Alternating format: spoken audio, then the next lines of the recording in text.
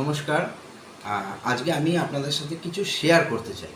সেটা হচ্ছে এই চকলেটটাকে তো আপনারা দেখেছেন প্রত্যেকে। এটা হচ্ছে কিন্ডার জয়। মার্কেটে এটার দাম এখন 50 রুপিস। আগে 45-এও পাওয়া যেত। তো আমার যে প্রশ্নটা আপনাদের কাছে বা আমার নিজের কাছেও, আমি তো কিনে দিয়েছি, তারপরে বুঝলাম যে এইটা 50 রুপিস যেটা দাম নিচ্ছে, আদৌ কি এর মধ্যে 50 রুপিসের কোনো রকম কোয়ান্টিটি বা কোয়ালিটি কিছু মেনটেন করছে এরা? আমার তো মনে হয় না। হ্যাঁ, একটা জিনিস অবশ্যই এর মধ্যে থাকছে, সেটা একটা খেলনা থাকছে, একটা টয়। কিন্তু সেটাও যদি আমরা তার ভ্যালুয়েশন দেখি, সেটা কতটুকুন দাম হতে পারে? 5 রুপিস, তার বেশি নয়।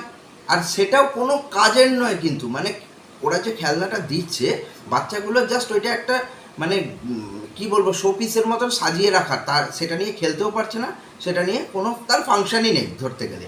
তো এইটা যে 50 রুপিস তার জন্য নিচ্ছে, তো আমার প্রশ্ন এইখানেই যে মানে আদার্স যে মার্কেটে আরও অনেক চকলেট আছে। আপনি 50 রুপিসের একটা ডেয়ারি মিল্ক নিন, আপনি 5 স্টার আছে, নেসলের কিছু প্রোডাক্ট আছে, আপনি সেইগুলোতে 50 রুপিসের সাথে তার যে কোয়ান্টিটি যদি ম্যাচ করান, দেখবেন এর কোয়ান্টিটি বা কোয়ালিটি কোনোটাতেই ম্যাচ করছে না। এটা আমার পার্সোনাল পয়েন্ট অফ ভিউ থেকেই বলছি।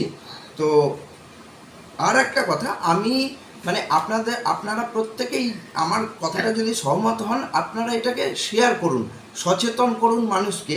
আর সাথে আমি আমাদের সেন্ট্রাল গভর্নমেন্টকে অনুরোধ করব যে এই জিনিসটার ওপরে যেন তারা যে মার্কেটে বাচ্চাদের জন্য স্পেশালি যেসব চকলেট আসছে, সেই চকলেটগুলো তারা নট অনলি কোয়ালিটি, ফাসাই তার কোয়ালিটি চেক করছে, সার্টিফাইড, ফাসাই সার্টিফাইড থাকছে ঠিকই, কিন্তু বাট কোয়ান্টিটিটাও চেক করা উচিত যে 50 রুপিস যে নিচ্ছে সেই অনুযায়ী কি দিচ্ছে আদেও। আমার মনে হয় না।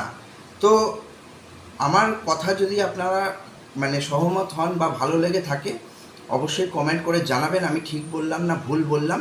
আর ভালো লাগলে শেয়ার করুন, মানুষকে সচেতন করুন, আর লাইক করবেন অবশ্যই। ধন্যবাদ।